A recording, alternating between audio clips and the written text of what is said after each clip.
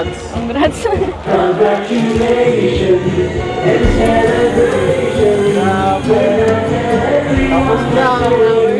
Ha? May pa-flowers ka. Grabe. Sabi ko baga sa'yo, yan ang konting ano ko, tribute dahil nakagraduate ka na. Hindi ko naririnig. Sabi ko sa'yo, bibigyan kita ng konting gift. Yan na lang naisip ko at baka puro pera na naman eh. At yan, Okay lang. bagay sa'yo yan. Oh, yeah. Yeah. Guys, Okay. sobrang ano eh.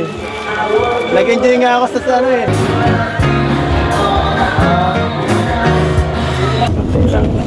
Ay, ingat na dyan si Doc eh. Nahiwalay ng konti sila mama mo dyan.